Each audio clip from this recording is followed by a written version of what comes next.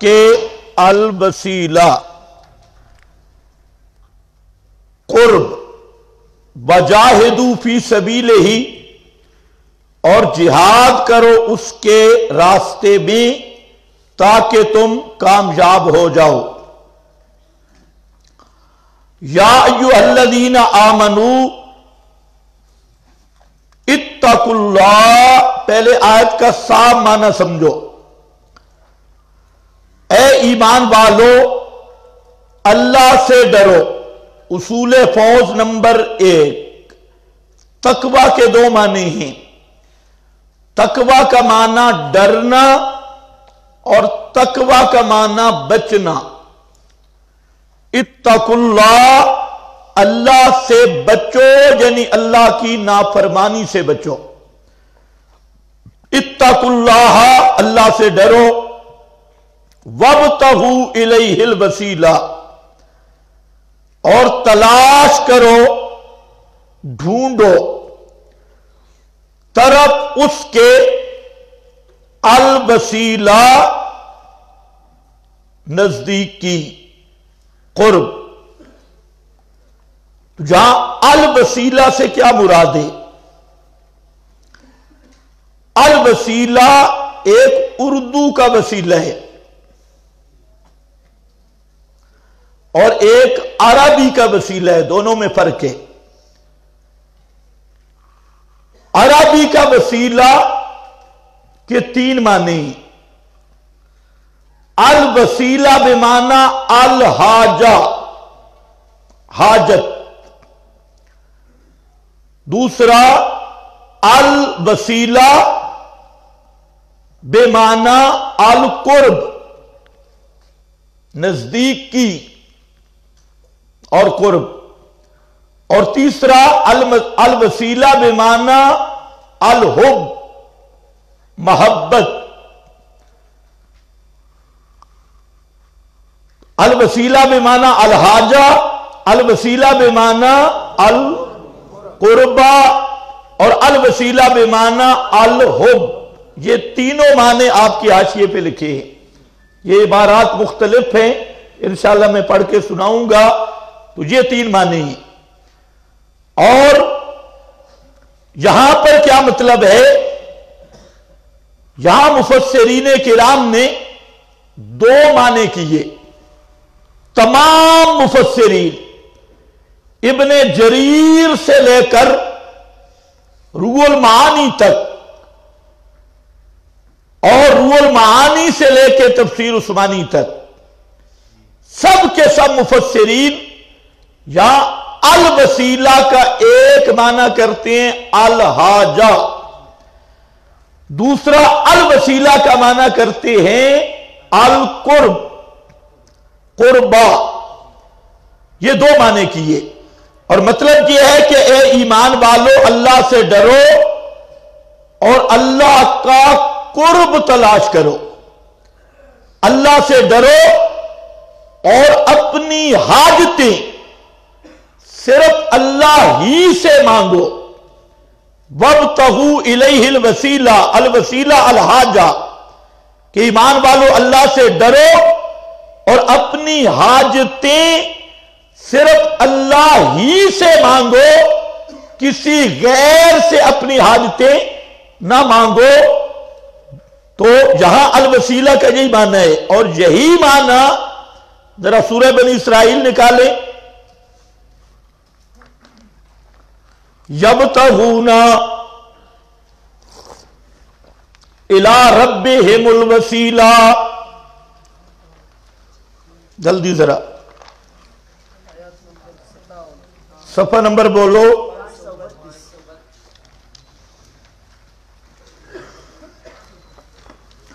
قرآن پاک میں یہ 2 مقام ہیں جہاں الوسیلہ کا ذکر ہے، ایک جہاں سورۃ المائدہ اور دوسرا جہاں پر سورہ بنی اسرائیل۔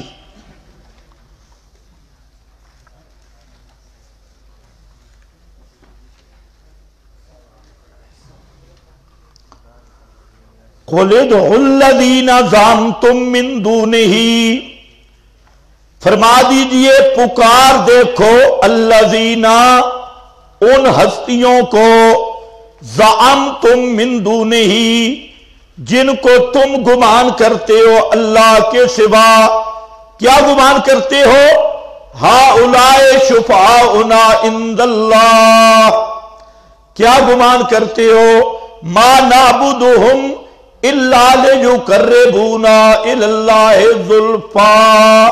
جن کو اللہ کے سوا تم گمان کرتے ہو.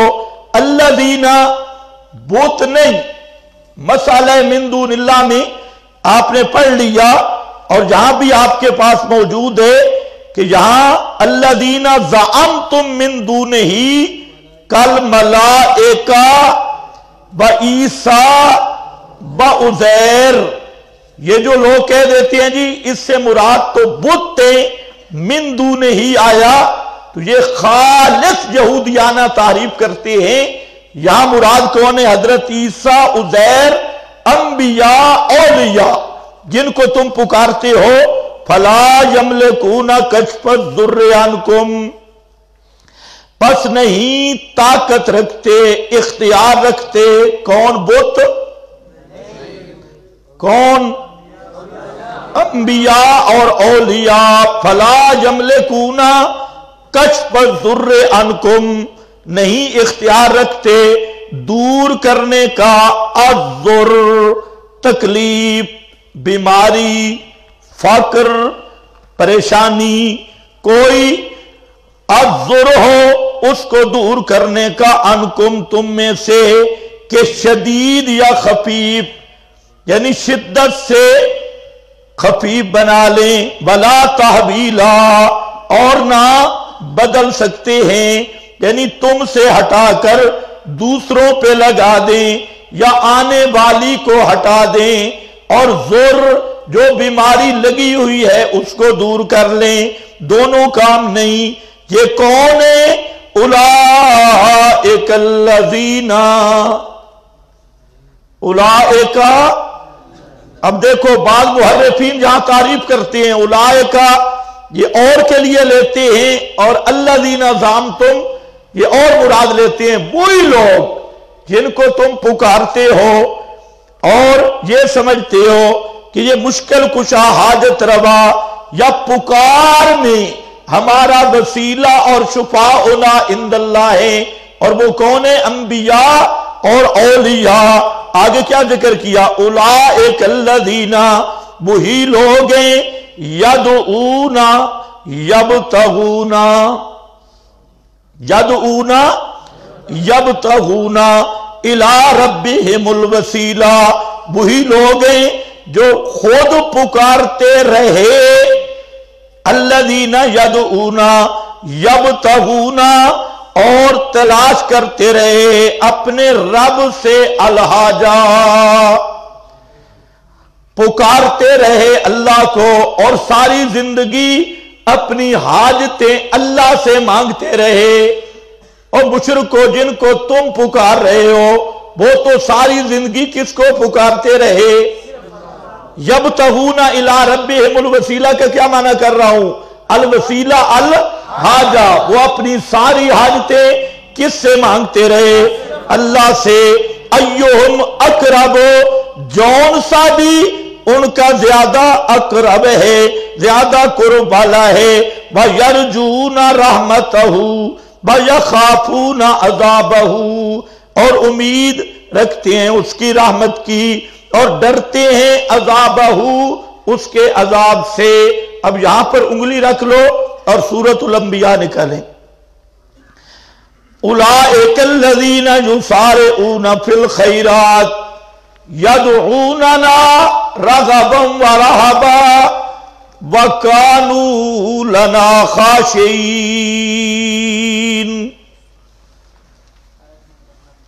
آیت نمبر 90، 611. ہاں بھئی دونوں ایتوں کو دیکھو، ٹھیک ہے، دونوں ایتوں کو دیکھو. جہاں پر بھی یرجون رحمتہ ویخافون عذابہ، اور وہاں پر دیکھو یدعون ربہم اولئک الذین یسارعون فی الخیرات وَيَدْعُونَنَا رَغَبًا وَرَهَبًا۔ اب دونوں ایتوں کو اچھی طرح دیکھو، جہاں پر کیا ہے یرجونا یخافونا، وہاں رَغَبًا وَرَهَبًا، یہاں پہ یبتغون الی ربہم الوسیلہ، اور وہاں پر کیا ہے یدعوننا یدعوننا۔ تو یبتغون الی ربہم الوسیلہ کا معنی یدعوننا، اپنی حاجتیں ہم ہی سے طلب کرتے تھے، کسی قبر والے سے نہیں، کسی غیر اللہ سے نہیں۔ تو یہ جتنے انبیاء جتنے بھی گزرے، ہر اپنی حاجت میں، پھر پورا قرآن دیکھ لو، حضرت آدم نے پکارا اللہ کو، حضرت ایوب نے پکارا اللہ کو یدعوننا، حضرت یونس نے پکارا اللہ کو، نبی پاک علیہ السلام نے پکارا اللہ کو، سب انبیاء ان کی پکار یدعوننا، اور وہی تعبیر ہے یبتغون الی ربہم الوسیلہ۔ سمجھ گئے کہ نہیں سمجھ گئے؟ اب دونوں ایتوں کو ملاؤ، یہ ہے القرآن یفسر بعضہ بعضا۔ اب تین ایتوں کو ملاؤ، معنی واضح ہے۔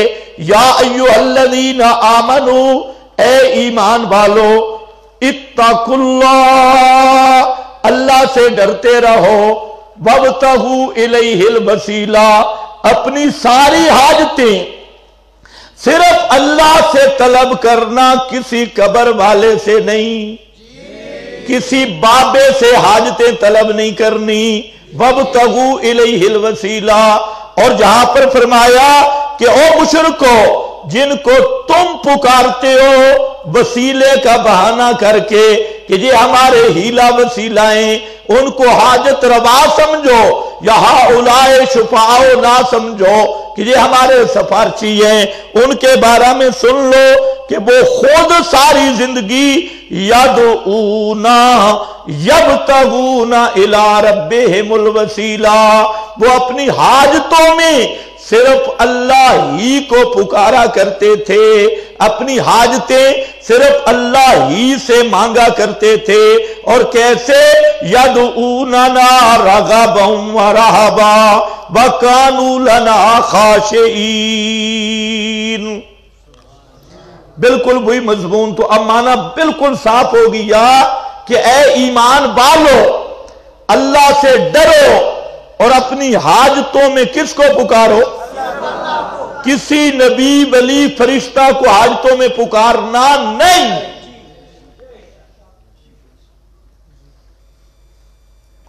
یہ معنی بالکل صاف ہے۔ اور اب یہ رہ گیا مسئلہ کہ الوسیلہ بمعنی الحاجہ، یہ کہیں آتا بھی ہے یا نہیں؟ تو آپ کے پاس عبارات لکھی ہے الوسیلہ بمعنی الحاجہ۔ ایک تو یہ آپ کے پاس ہے حضرت عبداللہ ابن عباس،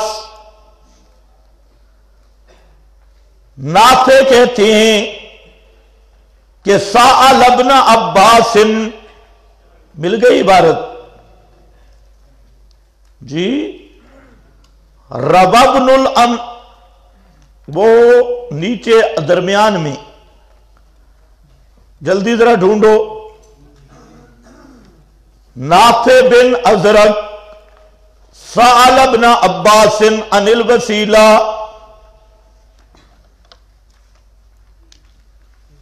جلدی بھائی جلدی، عن الوسیلہ فقال الحاجہ، ابن عباس نے فرمایا وسیلہ کا معنی الحاجہ۔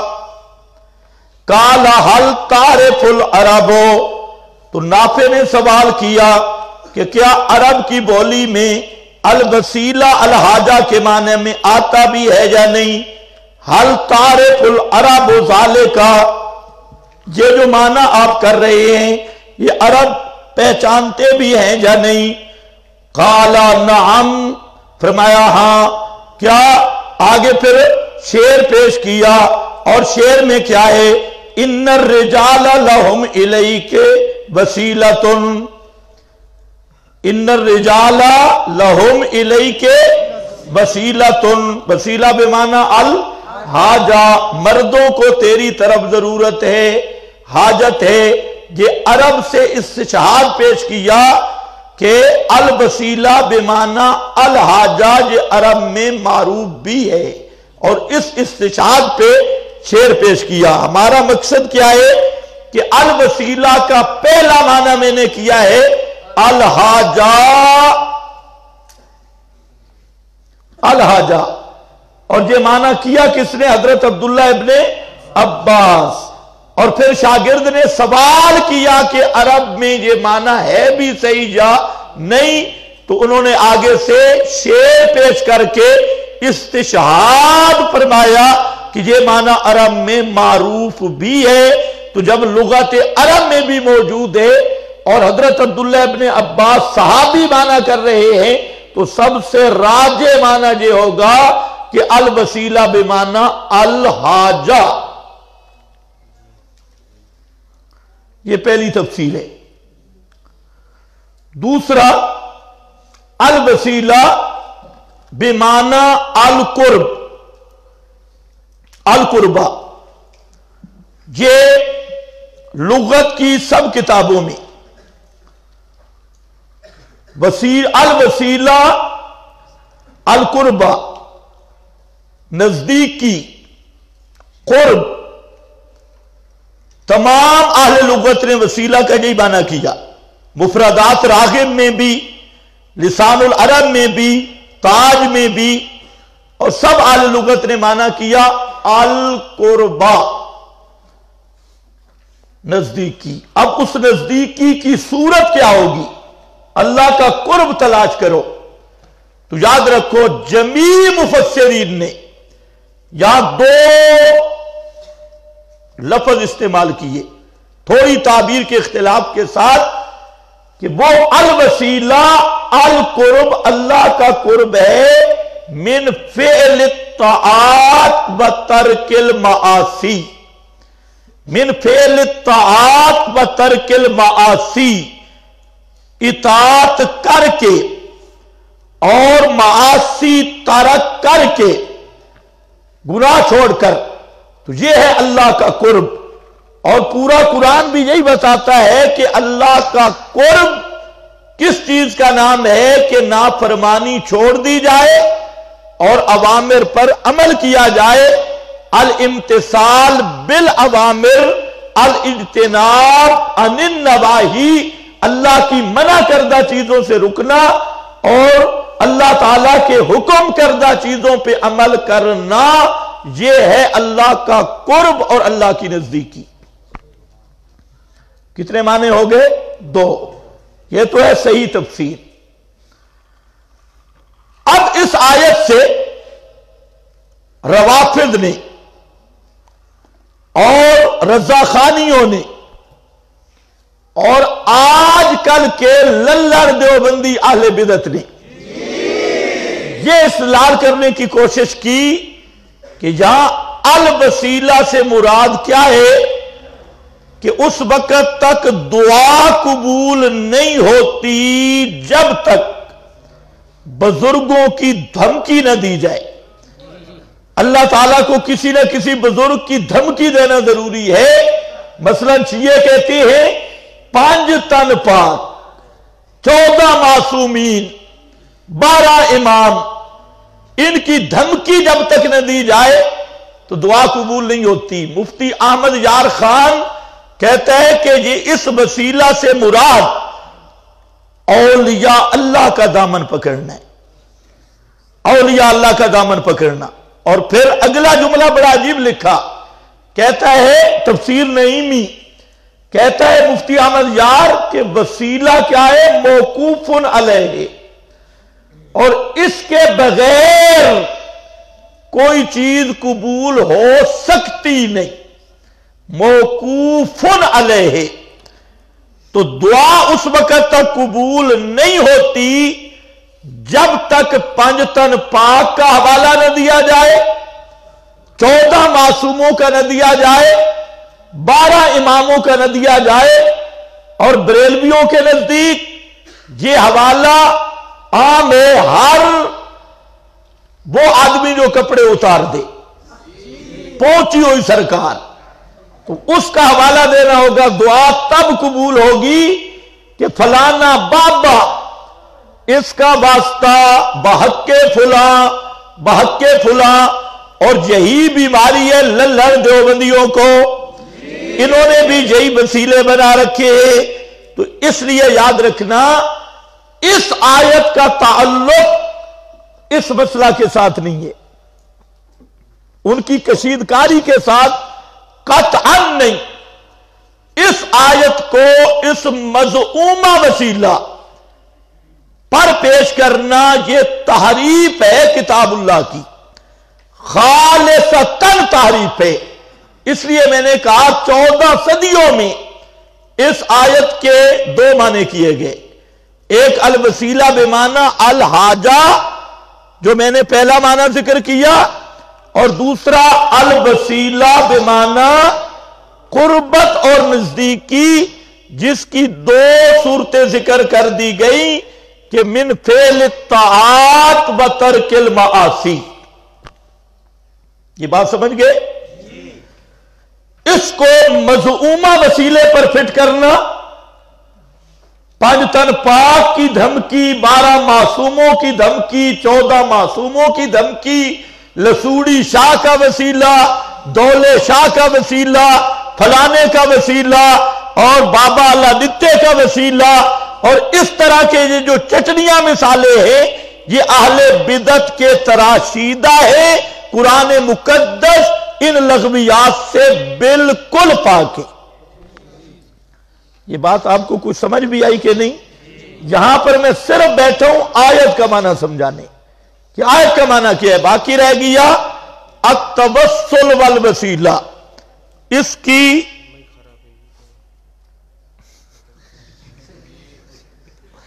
اس کی مفصل بحث وہ انشاءاللہ آ رہی ہے، جس میں مسئلہ استشفاء بھی ہے، وہ آج ہی آپ کو کاغذ مل جائیں گے یا کل،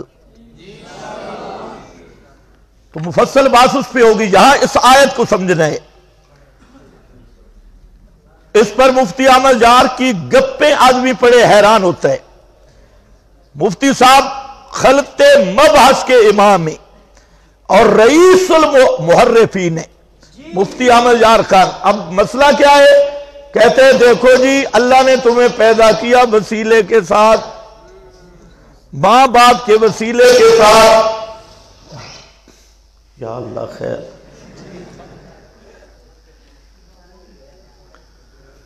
لاؤڈ سپیکر بھی بیتی لگ رہا ہے۔ ہاں بھئی یہ پہلے دن ہی ڈر گئی ہے۔ ہاں بھئی الوسیلہ، بھئی آواز کم رکھو۔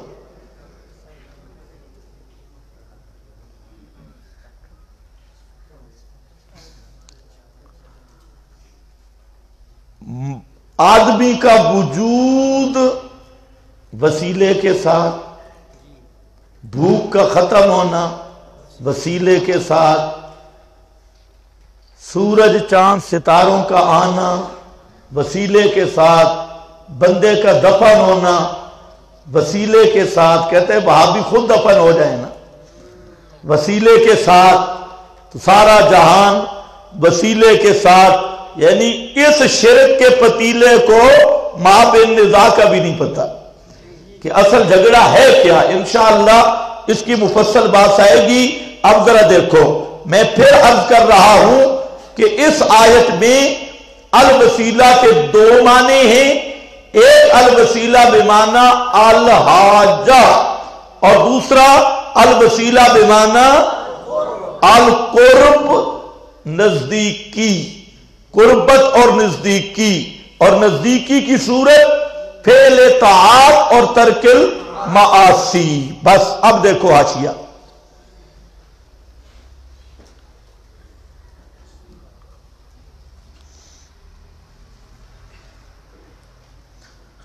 یہ آپ کے پاس ایک تو حدیث لکھی ہے نا، قال النبی صلی اللہ علیہ وسلم، یہ تو اگلی آیت پہ انشاءاللہ غیر مقلدین کا آپریشن ہے، اس کو یہاں رہنے دو۔ یہاں پر دیکھو الوسیلہ یعنی بالوسیلۃ القربا، یعنی بالوسیلۃ القربا، مراد اللہ تعالی کی الوسیلہ سے القربا نزدیکی اور قرب ہے۔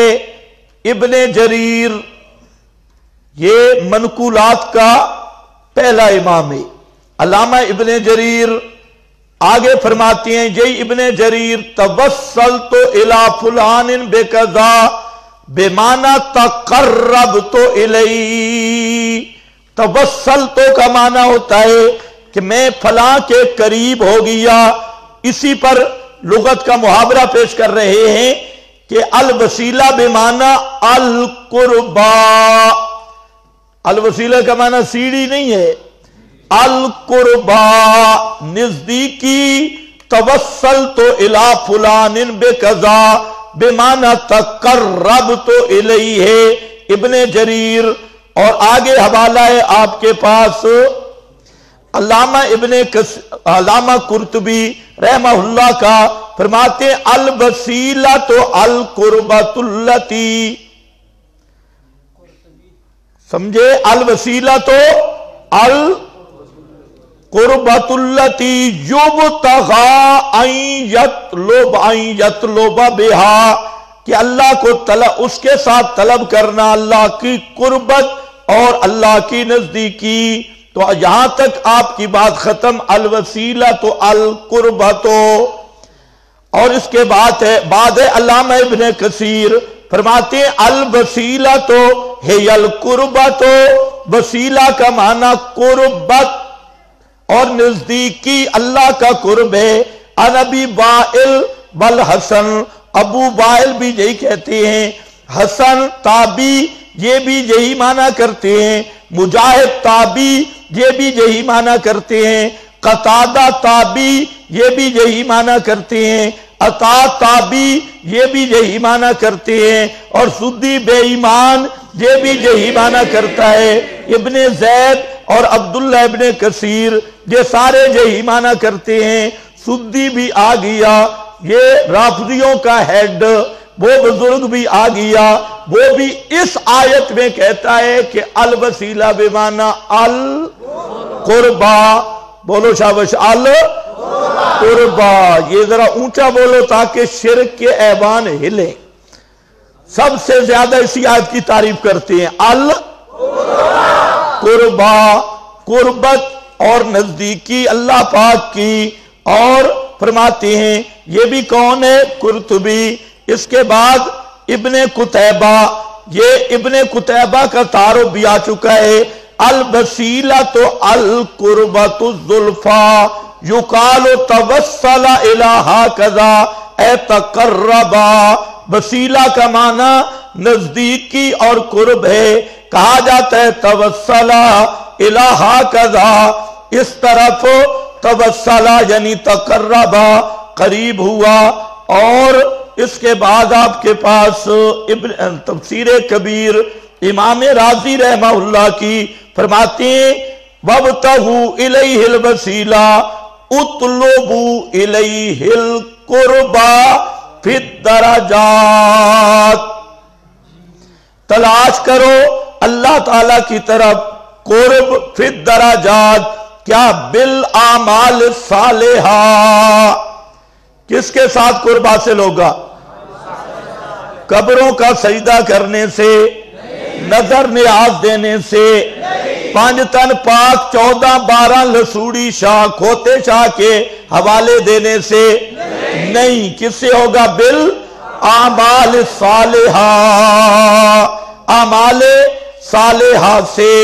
ابن عباس کہتے ہیں استعیرت لما یتوسل بہا الی اللہ، الوسیلہ کا معنی جہاں وہ چیز جس سے اللہ کا قرب حاصل ہو، اور وہ چیز کیا ہے ذرا خیال کرنا ہے۔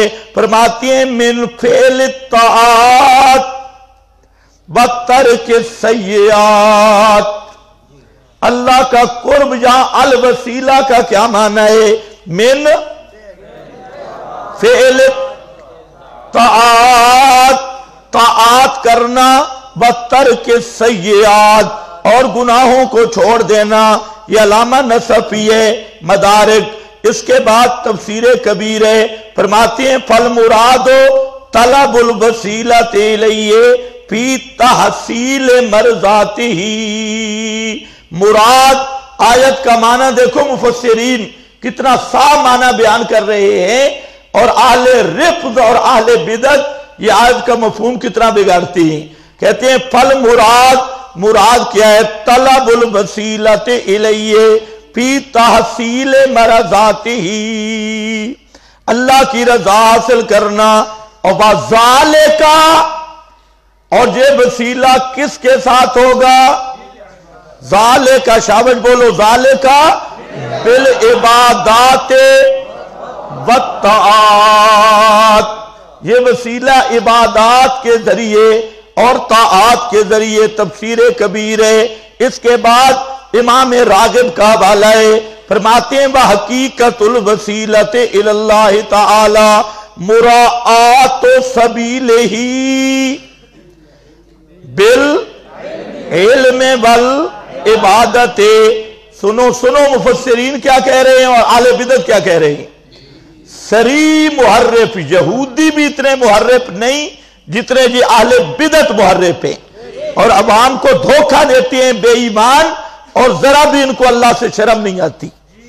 دیکھو امام راغب فرماتے ہیں کہ حقیقت الوسیلۃ الی اللہ، اللہ تعالی کی طرف وسیلہ کی حقیقت وہ کیا ہے؟ مراعات سبیلہ بالعلم، اللہ کی توحید، اللہ تعالیٰ کی توحید کی رعایت رکھنا، سمجھ کر، بالعلم جان کر اور سمجھ کر، توحید کی رعایت کرنا، اس کا لحاظ کرنا۔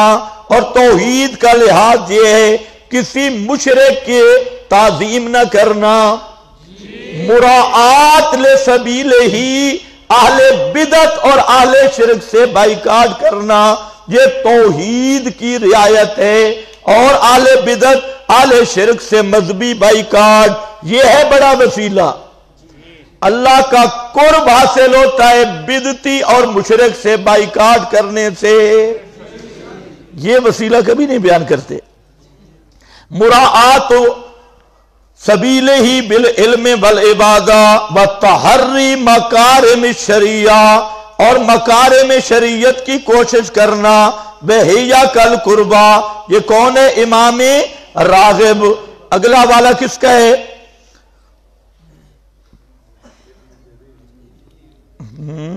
بہت لمبا چلا گیا ہے بھائی۔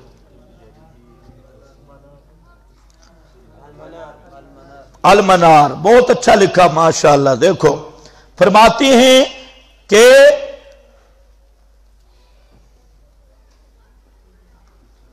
یہ وحقیقت الوسیلہ، وسیلہ کی حقیقت کیا ہے؟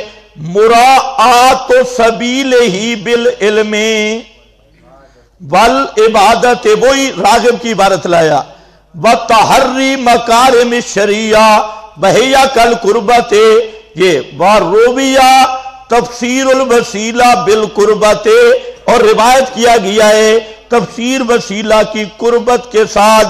یہ کس نے روایت کیا؟ حضرت حذیفہ نے، حاکم نے اس کی تصحیح کی ہے، اور روایت کیا اس کو ابن جریر نے، حضرت عطا، مجاہد، حسن، عبداللہ بن کثیر سے، اور روایت کیا اس نے اور عبد ابن حمید اور ابن المنذر نے حضرت قتادہ سے، فی الآیت انہو قالا، اس آیت کا معنی کیا حضرت قتادہ نے کہ وابتغوا الیہ الوسیلہ، کیا معنی؟ تقربوا الیہ بطاعتہ والعمل بما یرضیہ، کہ تقربوا، قربت حاصل کرو اللہ تعالیٰ کی طرف اس کی اطاعت کے ساتھ، والعمل، اور عمل کرنے کے ساتھ اس چیز کے کہ وہ راضی کر دے اسے۔ ورویہ عن ابن زید، اور ابن زید مفسر سے، اس کی تفسیر روایت کی گئی ہے بالمحبہ. میں نے کہا کتنے معنی ہیں؟ 3. بالمحبہ قربت والا معنی آ گیا. اب بالمحبہ کالا تو معنی کیا ہوگا؟ وابتغوا الیہ الوسیلہ معنی کیا ہوگا؟ تحببوا الی اللہ. تحببوا الی اللہ اللہ سے محبت کرو یہ معنی ہوگا. اور پڑھا ہے انہوں نے تائیدن پڑھا اولئک الذین یدعون یبتغون الی ربہم الوسیلہ. اس تائید کو بھی انہوں نے پیش کیا. اور انس سدی کہتا ہے انہا المسئلۃ والقربہ کہ وسیلہ کا معنی مانگنا ہے. المسئلہ سوال کرنا مانگنا یہ وہی معنی ہے جو ابن عباس سے الحاجہ والا ہے. مسئلہ تو معنی کیا ہوگا؟ وابتغوا الیہ الوسیلہ اسألوا اللہ کل الحاجات. اللہ ہی سے مانگو ساری حاجتیں کسی غیر سے نہیں مانگنی. اس معنی کا بھی اس معنی کے لحاظ سے بھی اور قربت اور روایت کیا انماری نے نافع بن ادرک سے. یہ آپ کے پاس پہلے بھی آ گیا کہ وسیلہ کا معنی کیا ہے؟ الحاجہ حاجت والا معنی. اس کی تفسیر ہو گئی. اس کے بعد واستدل بالبیت علی تفسیر الوسیلہ بالقربہ وارادۃ القربۃ من البیت اظہر من ارادۃ الحاجہ. یہ ایک بات کر رہا ہے کہ یہاں جو یہ شعر ہے کہ ان الرجال لہم الیک وسیلۃ کہ جہاں وسیلہ قربت کے معنی میں ہے یا الحاجہ تو اس پوری بات کا خلاصہ ہے کہ حاجہ والا معنی پہ جب ابن عباس نے استشہاد کیا تو وہ معنی بھی بن سکتا ہے اور اگر کوئی قربت والا معنی کرے تو وہ بھی بن سکتا ہے. دونوں معنی تو دونوں مراد ہو سکتے ہیں یہ کوئی مسئلہ نہیں. اس پر پھر آگے چلا گیا. آگے چلتے آؤ بالقربہ وقال الی آخری کہ بسل فلان الی اللہ وسیلۃ اذا عمل عملا تقرب به الی. جب کوئی آدمی نیک عمل کرے تو کہتے ہیں اس نے وسیلہ اللہ کی طرف وسیلہ تلاش کیا. بل واصل الراغب واصل کہتے ہیں رغبت کرنے والا. لبید کہتے ہیں الناس لا يدرون ما قدر امرهم بلا کل ذی رأی الی اللہ واصلو. یہ واصلو راغبو اس شعر کا مطلب ہے کہ وسیلہ کا معنی رغبت کرنا بھی ہے. ثم ذکر پھر اس کے معانی ذکر کیے ہیں کہ وصلہ اور قربہ انما یوخذ عن اہل اللغت اصل المعنی یرجع بھی بعض التفسیر کہ بعض تفسیر نے ترجیح دی ہے جو بعض تفسیر معصور ہے بعض سلف سے. اور وسیلہ معنی فی الحدیث سے بس یہ اگلی بات کر رہا ہے یہ یہاں ختم ہو گیا کہ حدیث میں ایک اور وسیلہ ہے اس کا معنی بھی جنت کا وہ درجہ ہے آت محمدن الوسیلہ. تو یہ جنت کے ایک مکان کا نام ہے. اس پر استشہاد کیا. ہماری بات ابھی اس سے نہیں ہو رہی. آگے چلو یہ حدیث لکھی ہے اس پر اس کی بات مستقل آ رہی ہے. یہ المنار ہے. اس کے بعد آپ کے پاس کیا ہے؟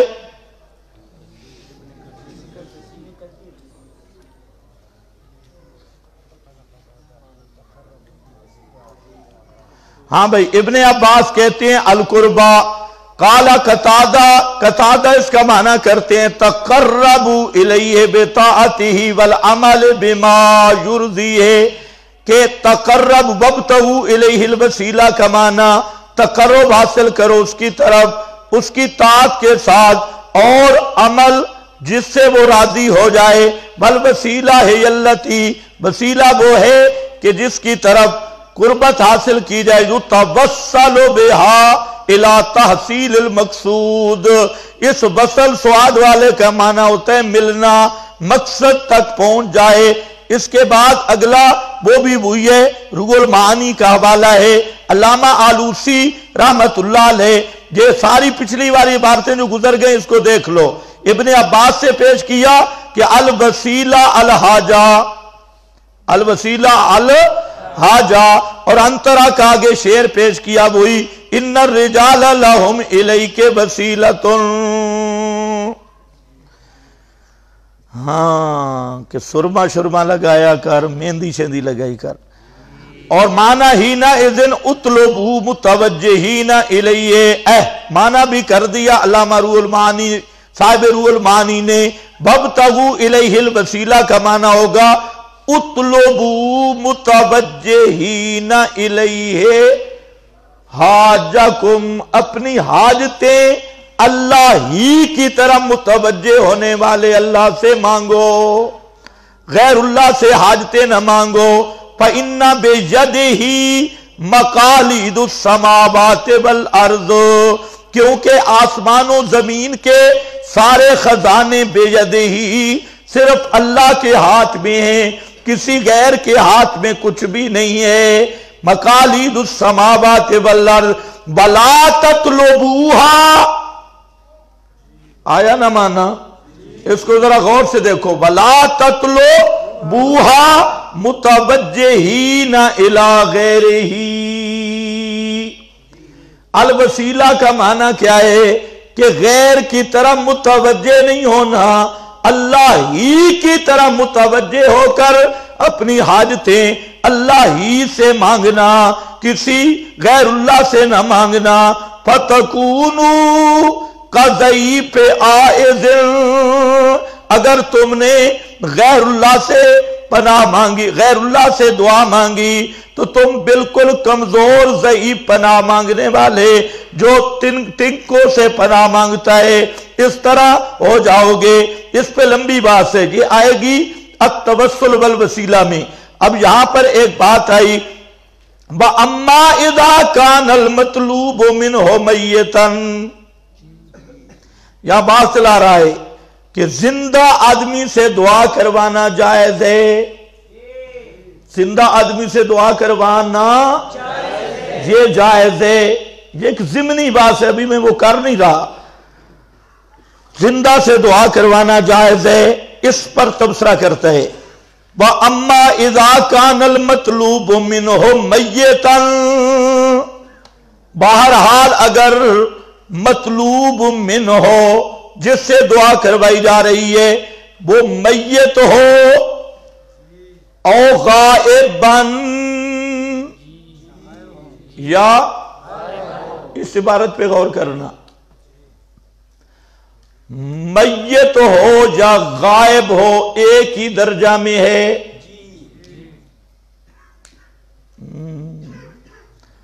میتن او غائبن، مطلوب من ہو میت ہو تب، مطلوب من ہو غائب ہو. تو علامہ آلوسی کیا کہنا چاہتا ہے؟ میت اور غائب ایک ہی درجے میں ہے.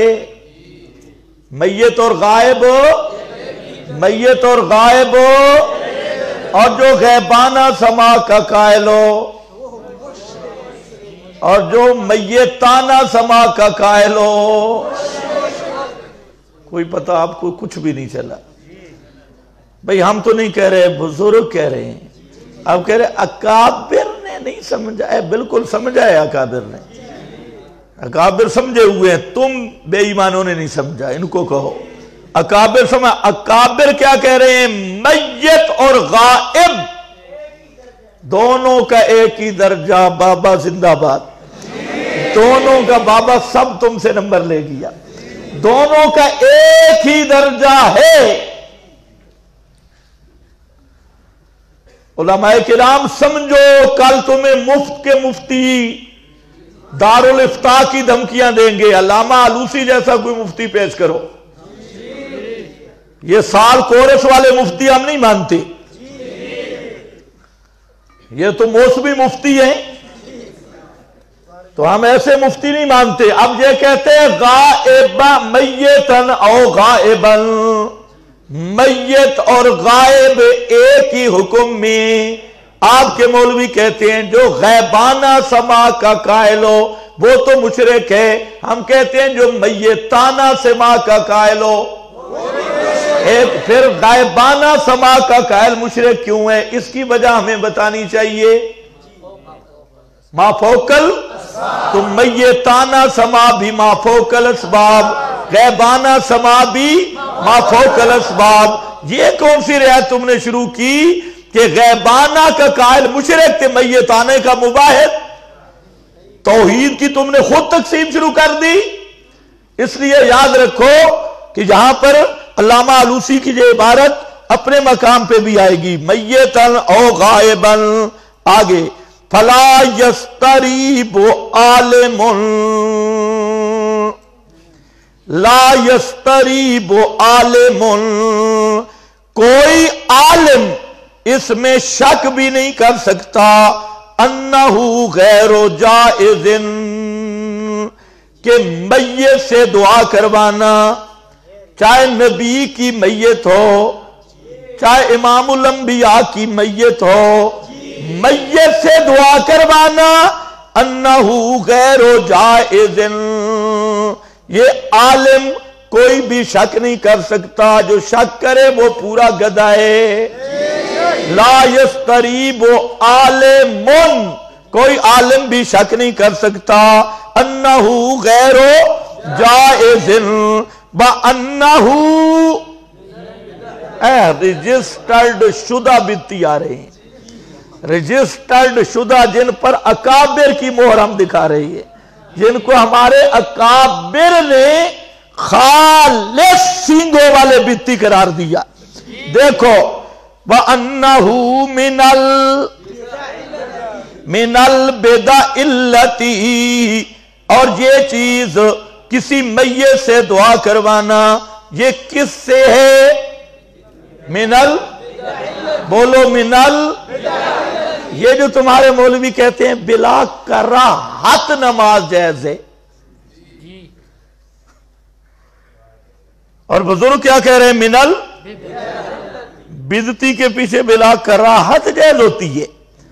تمہارے مدرسوں میں بڑے بڑے مفتی بیٹھے ہیں، 5 من کی لاشیں، اور وہاں پر کہتے ہیں یہ تو مسئلہ فروعی مسئلہ ہے، ایسے وہ لوگوں نے چلایا ہے. اب یہاں کیا کہہ رہے ہیں؟ منل بدع التی، یہ ان بدتوں سے ہے لم یفعلہا احد من السلف، احد من السلف، جو صحابہ میں سے کسی ایک نے بھی نہیں کیا. یہ ان بدعات میں سے ہے. اب جو قبر والوں سے استشفاء کا قائل ہو کون بنے گا؟ کون بنے گا؟ کم از کم من البدع التی لم. اب یہ عبارت شیخ القرآن مولانا محمد طاہر صاحب نے بھی لکھی ہے، یہ عبارت شیخ القرآن مولانا غلام اللہ خان نے بھی لکھی ہے، یہ عبارت شیخ العلماء مرشد العلماء مولانا عبدالغنی الجاجربی رحمہ اللہ نے بھی لکھی ہے. آپ کے سارے اکابر اس عبارت کو لکھ رہے ہیں کہ میت سے دعا کروانا من البدع التی، یہ بدعات میں سے ہے. یہی بات علامہ آلوسی نے بھی لکھی ہے، ابن تیمیہ نے بھی لکھی ہے، ابن عبدالہادی نے بھی لکھی ہے، بدر الدین بالی نے بھی لکھی ہے، اور دیگر سارے اکابر. اب ذرا خیال کرو، ان کی بدعت پہ مور ہے ان اکابر کی جو مسلم بین الفریقین ہیں. علامہ آلوسی کو اکابر سے نکالو گے؟ ابن تیمیہ، ابن عبدالہادی، ان کو نکالیں گے؟ اور ماسٹر اکاڑوی باخواتہ، وہ اکابر مجرمی، آج ہمیں فتوے دکھاتے ہیں فلانے دارالافتاء سے فتویٰ آیا، عبد الشکور ترمذی کا فتویٰ آیا، فلانے بزرگ کا فتویٰ آیا، فلانے. میں کہتا ہوں ان کا تو اکابر ہونا مسلم ہی نہیں، اور جن کا فتویٰ ہم دکھا رہے ہیں ان کا اکابر ہونا. کہ ہمت انکار کرو. علامہ آلوسی اکابر میں سے نہیں، ابن تیمیہ نہیں، ابن القیم نہیں، ابن عبدالہادی نہیں. کرو جرات ہے تو انکار کرو. یہ اکابر نہیں. اگر یہ اکابر ہیں تو پھر للڑ دیوبندیوں کا بدعتی ہونا ان اکابر کی مہر سے ثابت ہے. فتوے اٹھا کے پھرتے ہیں جی ان کے پیچھے نماز نہیں ہوتی. فتوہ کس نے دیا جی؟ اے مفتی حنیف جلندری نے دیا. واہ واہ واہ واہ طاغوتی مفتی، تیرے فتوہ یہ منہ اور یہ مسور کی دال، اس کی حیثیت جی فلانے دارالفتاء دارالعلوم سے آیا جی، جامعۃ الرشید سے آیا، فلانے کرنگی ٹاؤن سے آیا. یہ کرنگی شرنگی ہم نہیں جانتے، اور تمہارے کرنگی شرنگی اور جتنے استشفاء کے قائل ملنگی ہیں ان کو ہمارے وہ اکابر بدعتی قرار دے رہے ہیں جو مسلم بین الفریقین ہیں. توجہ ہے نا؟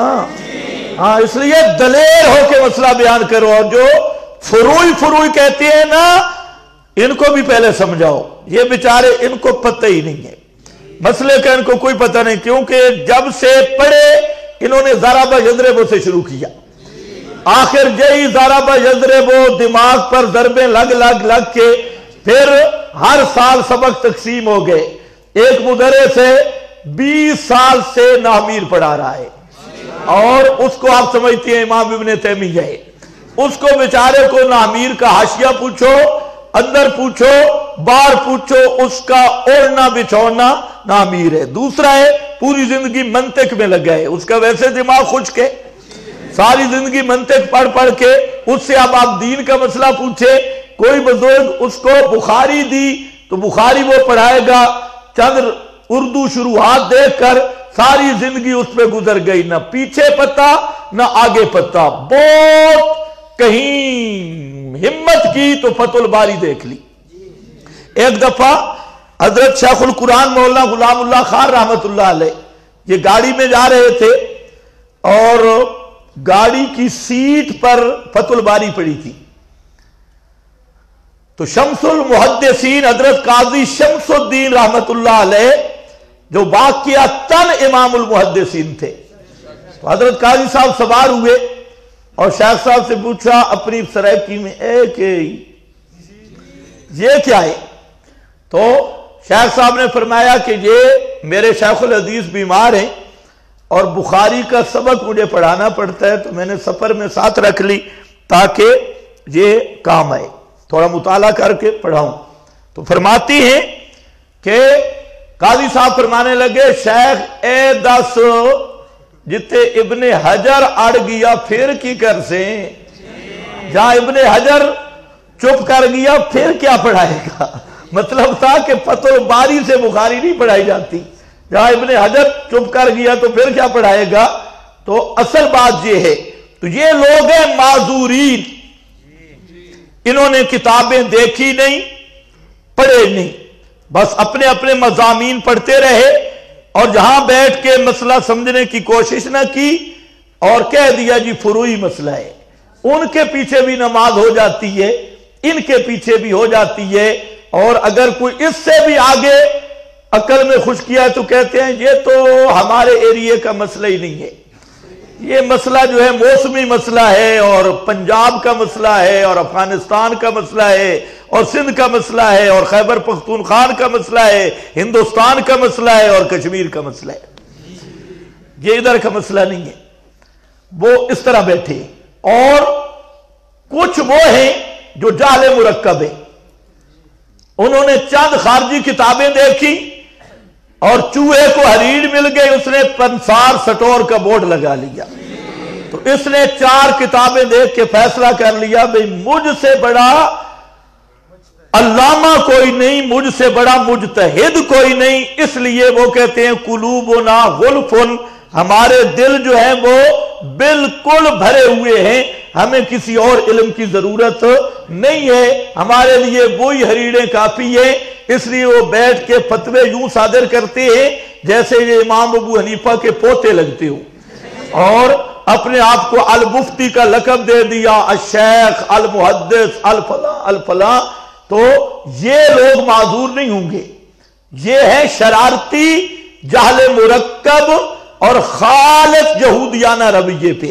اس لیے ذرا یاد رکھنا، اس کا بھی فرق کرو. جو مدرسین بیچارے ان کو سمجھاؤ، ان کے سامنے یہ عبارات رکھو، اور جو یہ اوپر والی لائن کے جہل مرکب ہے یہ سمجھنے سے باز نہیں آتے، ان کے ساتھ جہاد کرنا ضروری ہے.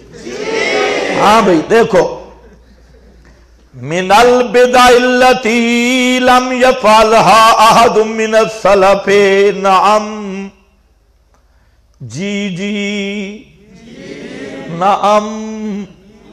علامہ کہتے ہیں جی نعم، السلام علی اہل القبور مشروع، قبر والوں پہ سلام کہنا مشروع ہے.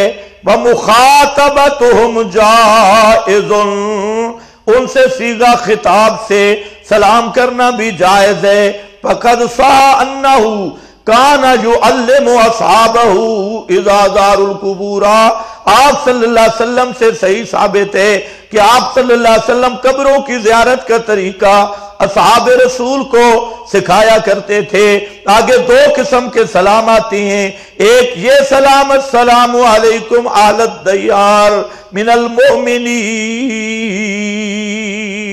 اور دوسرا السلام علیکم یا اہل القبور. یہ دونوں قسم کے سلام موجود ہیں، لیکن وہاں پر جا کے یہ کہنا کہ بابا ادعو اللہ اشفع لنا، ہمارے لیے دعا کر اور اللہ سے ہمارا کام کروا دے، یہ کسی صحابی سے ثابت نہیں. اور یہ ہے بھی کس سے؟ من البدع التی، یہ بدعات میں سے ہے اور بدعات اعتقادیہ ہیں.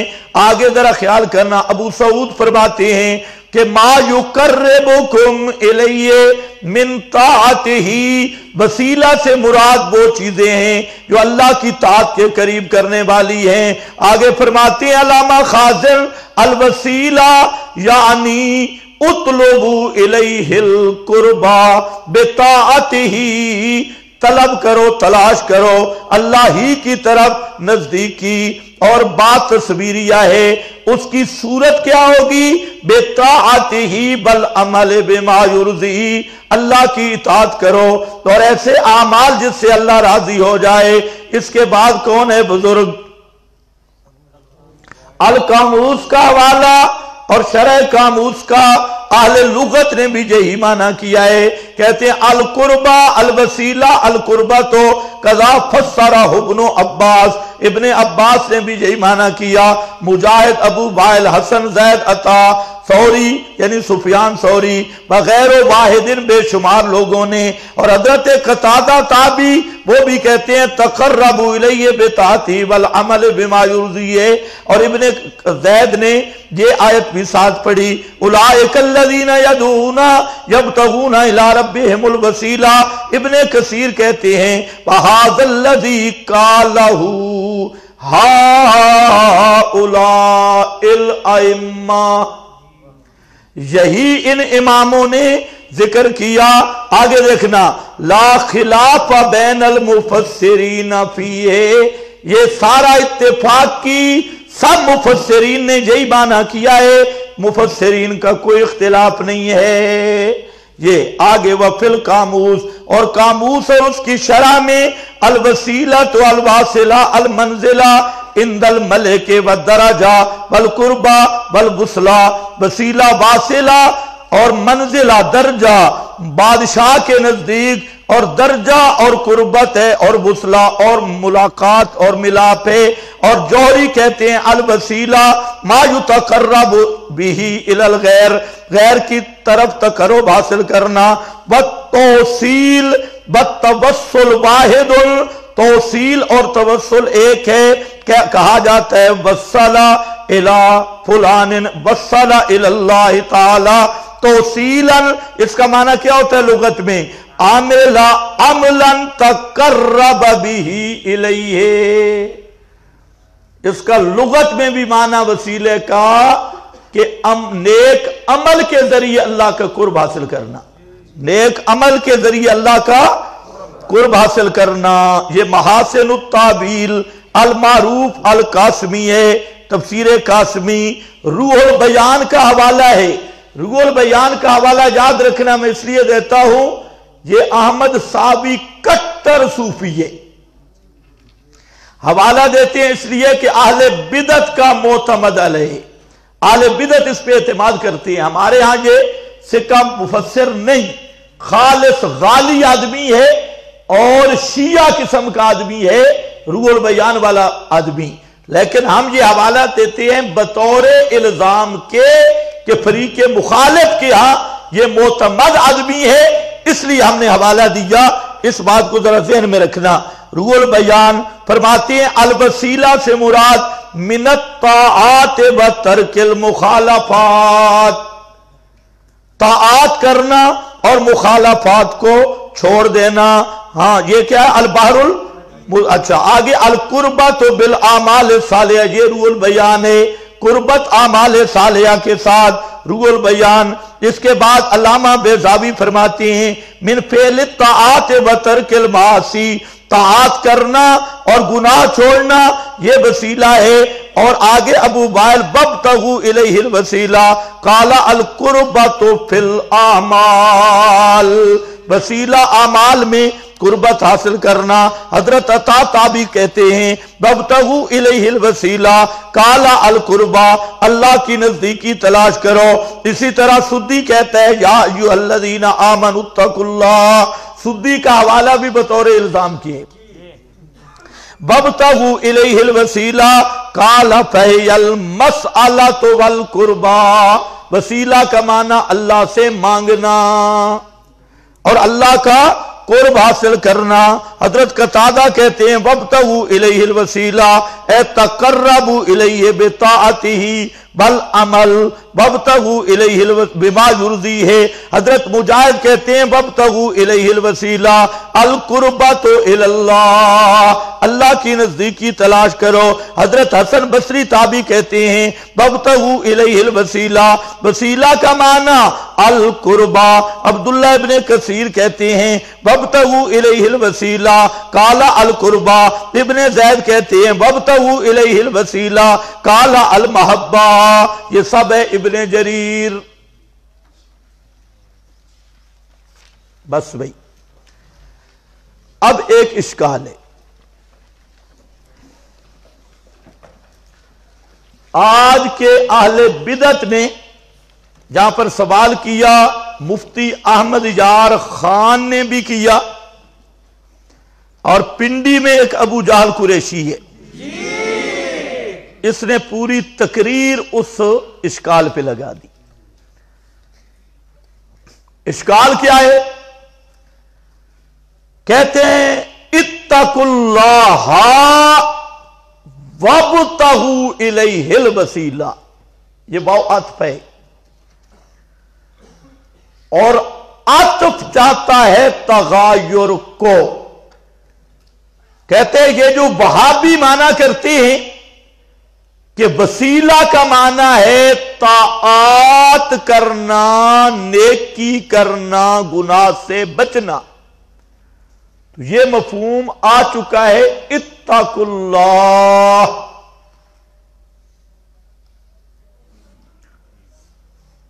تو اب واو جو ہے وہ عوامی رنگ میں کہتے ہیں واو سے ما قبل اور ہوتا ہے، ما بعد اور ہوتا ہے. تو اب واو بتاتی ہے کہ وسیلہ نیک عمل نہیں بن سکتا، اعمال صالحہ نہیں، بلکہ آگے لگائے گا سر، وسیلہ. آگے جو مشرک بیٹھے ہوتے ہیں قبر والا تصور آ جاتا ہے، وسیلہ آ گیا وسیلہ. تو یہ اس حنیف قریشی کی بھی جہالت ہے، پوری تقریر جہل پہ مبنی ہے. اور مفتی احمد یار خان کی بھی روایت ہے کہ واو کہ عطف پہ میں گفتگو کر چکا ہوں کہ عطف کا تغایر مسلم ہے، لیکن وہ تغایر ہمیشہ ذات میں نہیں ہوتا، تغایر فی العنوان، تغایر فی الصفات، تغایر فی الشرف والدرجہ۔ کتنے تغایر بتا چکا ہوں؟ 3۔ اور جس نے پڑھا ہے قد جاءکم من اللہ نور پر 3 تغایر پہ میں نے بات کی کہ کبھی تغایر کس میں ہوتا ہے؟ عنوان میں، معنون ایک ہوتا ہے، عنوان جدا ہوتی ہے۔ کبھی ہوتا ہے تغایر فی الصفات، صفات مختلف ہوتی ہے، مصداق ایک ہوتا ہے۔ اور کبھی تغایر ہوتا ہے شرف اور مرتبے کے لحاظ سے، مقام شرف کو بیان کرنا ہوتا ہے۔ سورہ احزاب میں 7-8 نمبر آیت، اس پر بھی میں مثال پیش کر چکا ہوں، اور سورہ بقرہ کی آیت نمبر 98 وہ بھی میں پیش کر چکا ہوں کہ تغایر کے لیے یہ جو اہل بدعت ہیں، ان کے دماغوں پہ بدعت کا زنگ ایسا غالب ہوتا ہے کہ یہ کسی علمی بات کو سمجھنے کی صلاحیت ہی نہیں رکھتے۔ تو اول تو جہاں پر واو کو تفسیریہ بناؤ، اور واو تفسیریہ کی کئی مثالیں قرآن پاک میں ہیں، تو یہاں پر بھی واتقوا اللہ یعنی وابتغوا الیہ الوسیلہ، یا تغایر فی العنوان بنا لو، بچو اللہ سے ڈرو۔ اور اس ڈر کی صورت یہ ہے، پہلے فرمایا اللہ سے ڈرو، اور ڈرنے کا مطلب کیا بناؤ گے؟ اس کے اوامر کا امتثال ہو اور نواہی سے اجتناب ہو، بچ جاؤ۔ تو دونوں بن سکتے ہیں، اتقوا اللہ وابتغوا، عنوان کا تغایر بھی بن سکتا ہے، اور واو تفسیریہ بھی۔ بریلویت اور اہل بدعت نے جو تغایر سمجھا ہے وہ تغایر کہیں بھی نہیں، یہ ان کی اپنی من گھڑت اصطلاح ہے۔ وجاہدوا فی سبیلہ، اور جہاد کرو اللہ کی راہ میں۔ اشکال کا جواب سمجھ آیا کہ نہیں آیا؟ اس پر چونکہ میں مفصل بات کر چکا ہوں، اس لیے اس کو میں مختصر کر رہا ہوں۔ تغایر سمجھ لے تو اشکال کا جواب آ گیا۔ بس بھائی دیکھیں بھائی، وجاہدوا فی سبیلہ لعلکم تفلحون، الوسیلہ میں قرب تھا، اور قرب کا معنی ترک معاصی، فعل طاعات تھا۔ آگے اس کا ایک اہم فرض ذکر کیا، وجاہدوا فی سبیلہ، اسی وسیلہ کا عام فرض ہے، سمجھ گئے؟ عام فرض ہے اللہ کے راستے میں جہاد کرنا۔ جاہدوا فی سبیلہ، یہ جہاد کرو اس کی راہ میں، یہ جہاد عام ہے۔ ایک تو ترک معاصی، فعل طاعات پہ عمل کرنا خود جہد مسلسل ہے،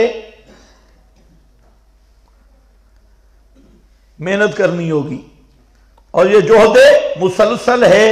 اور دوسرا جاہدوا فی سبیلہ، پیچھے مضمون قتال کا چل رہا ہے، وہ اذکروا نعمت اللہ، مسئلہ کیا چلا تھا؟ لقد کفر الذین قالوا ان اللہ هو المسیح ابن مریم۔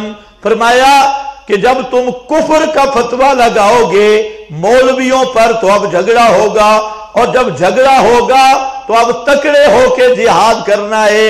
آگے 2 نمونے ذکر کیے۔ قوم موسیٰ نے جہاد میں سستی کی، 40 سال تک مقام تی میں رہ گئے، حابیل نے مقابلہ نہیں کیا، شہید ہو گیا۔ تم نے بھی ایسا نہیں کرنا، جہاد پہ کار بند رہنا ہے۔ اور وہی مضمون، جہاد پہ آدمی پکا تب رہتا ہے کہ تعلق مع اللہ ہو، جہاد بھی تب ہوگا کہ تعلق مع اللہ ہو۔ اگر ایک آدمی نمازیں نہیں پڑھتا وہ قتال کرے گا؟ جس کا اللہ کے ساتھ تعلق ہو، تو اس لیے فرمایا اے ایمان والو.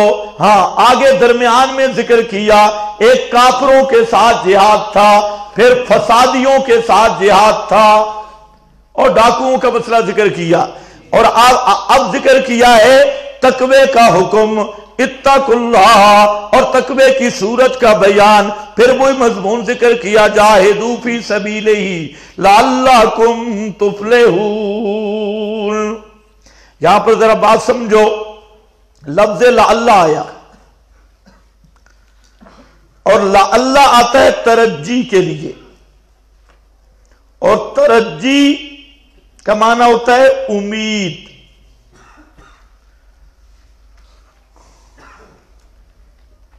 اس پر سوال ہے کہ کلام الہی میں اللہ کا آنا کمال علم کے منافی ہے. بھئی امید وہاں ہوتی ہے جہاں علم کامل نہ ہو. تو اللہ تعالیٰ تو عالم الغیب ہے، تو اللہ کیوں آیا؟ تفسیروں میں اس کے متعدد جواب ہیں. بعض نے کہہ دیا کہ کلام الہی میں لا اللہ یقین کے معنی میں آتا ہے، کلام خلق میں لا اللہ ترجی کے معنی میں آتا ہے. لیکن یاد رکھو یہ تقسیم علی الاطلاق نہیں ہے، ورنہ اللہ تعالیٰ کے کلام میں فرعون کی طرف جب موسیٰ علیہ السلام کو بھیجا لعلہ کیا ہے یتا، تو کیا یقینی بات تھی کہ فرعون مسئلہ مان لے گا؟ یہ ضابطہ کہاں گیا؟ کلام الہی میں یقین کے لیے، کلام خلق میں ترجی کے لیے. اس طرح کی اور بھی بہت ساری مثالیں. تو اس لیے یہاں ضابطہ سمجھ لو، اللہ ترجی کے لیے آتا ہے اور کبھی کے معنی میں بھی ہوتا ہے. لیکن یہ جو ترجی ہے یہ تین طرح ہوتی ہے، کبھی متکلم کے لحاظ سے، کبھی مخاطب کے لحاظ سے، اور کبھی متکلم اور مخاطب کے علاوہ کے لحاظ سے.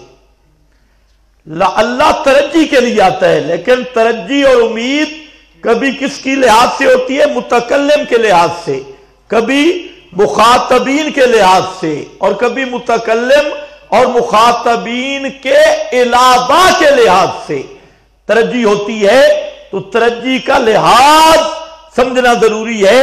یہاں اللہ آیا ترجی کے لیے باعتبار مخاطبین کے، یعنی یہ کام کرو اس امید کے ساتھ کہ تم کامیاب ہو جاؤ گے. تو یہ امید کس کی طرف سے ہوگی؟ مخاطبین کی طرف سے ہے. لعلکم تفلحون ان الذین کفروا، یہ تخویف اخروی ہے.